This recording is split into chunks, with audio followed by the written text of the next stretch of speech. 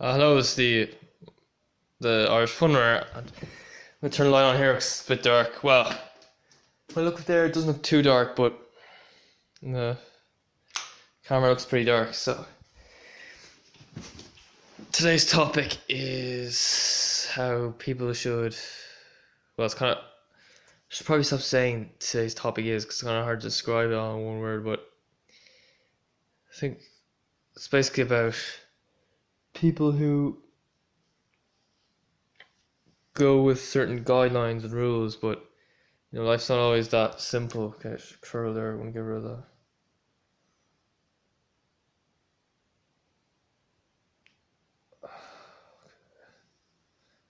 It's not going.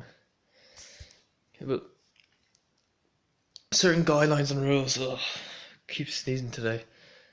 There's certain guidelines and rules people just follow all the time for the sake of it, and I don't think life is that black and white. To be honest, I think it's more open than that.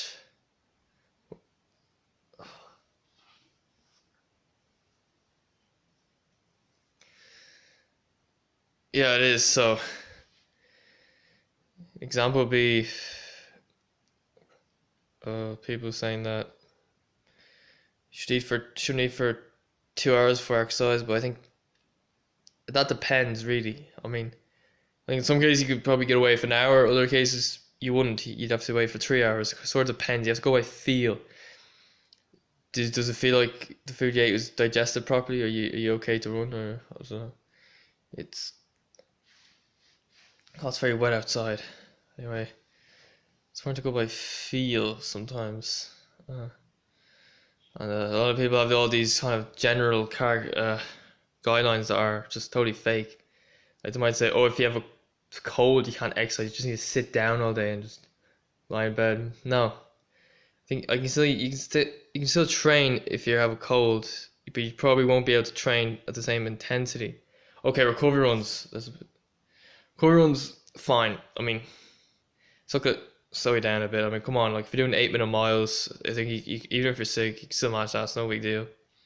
If you go at a 10 mile pace or 8:20, it's still fine if you're sick. But for sessions, just you won't be able to run as fast generally. Like, remember I had a cold once. I was doing some kilometer repeats on my own. Normally on my own, I do them in 3 minutes 10 seconds. But that day I had a cold. I was doing 3:20. Right, so that's what happens. It does slow you down a little bit, but you're still capable of training. Same goes with the elderly. Some people would tend to suggest that the elderly just rest and sit around and just waste the rest of their time, but I don't know, that's ridiculous. If the elderly are capable of being active, then that's great for them. They should keep it up. I don't think anybody should tell them an active elderly person to just sit down all day. No, might as well enjoy the time they have left in life. And okay, so now I'm going to switch on to my training. It's kind of funny today. Actually, I'm thinking, should I do this or should I not talk about my training again? Because in the last video, give you getting bored. Actually, no, no, I won't. I won't talk about this training today. I'll probably mention it at some other stage because I feel if I make a video based on the training the whole time, then it's going to get a little bit boring. People aren't going to be interested in it. That's the way it is. Okay, probably should prepare a bit better for this video. Okay, so what's next? Anyway, so these guidelines, yeah, it's all black and white as I said before. Go by feel. Some people say you should probably go about 2 minutes per mile slower than your marathon best time. So I'd say some people will be a bit faster, some people a bit slower. It just depends on the person, I guess. But yeah, I think you should be okay 2 minutes per mile slower.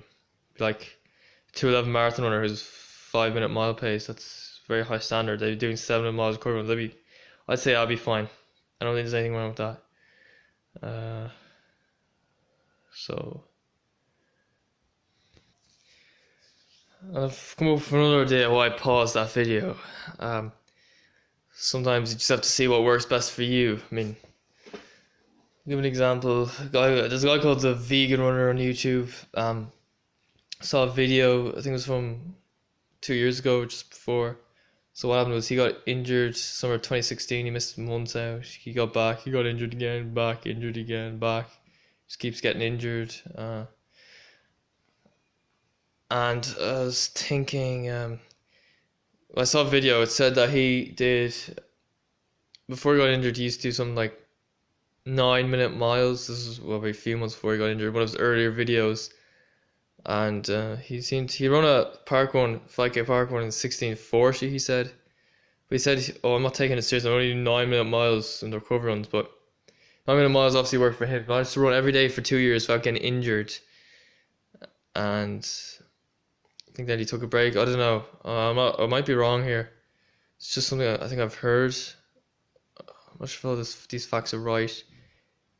He said, well, he didn't say he did 9-minute mile recovery runs back then. He said he plods around a 9-minute mile pace, so he's not that serious about running in one of his older videos. So I'm assuming he did that in his recovery runs. I mean, I'm sure in the sessions he'd be going faster than 9-minute mile pace. He'd be going at 16:45k.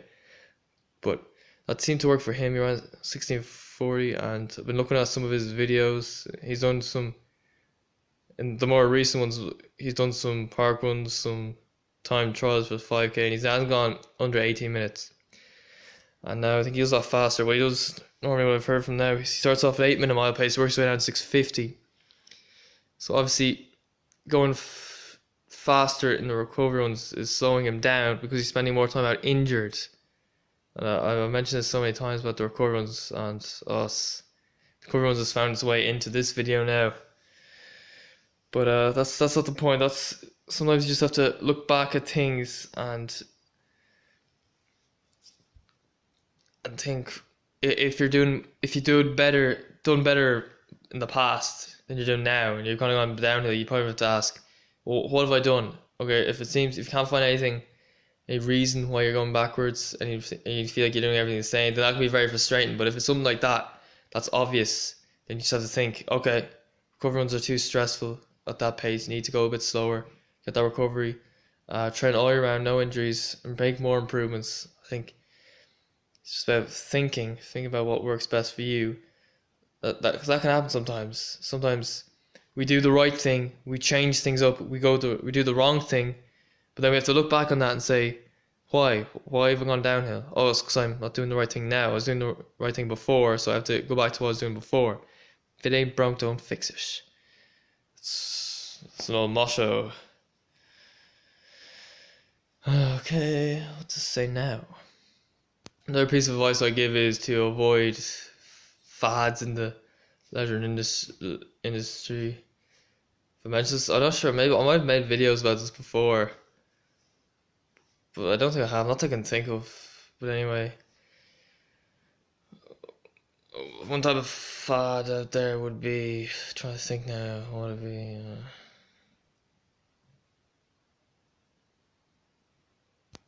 So the fad I was thinking of was this whole modern day training thing. Okay, well, I'm not saying it is in general, but I just think that nowadays people seem to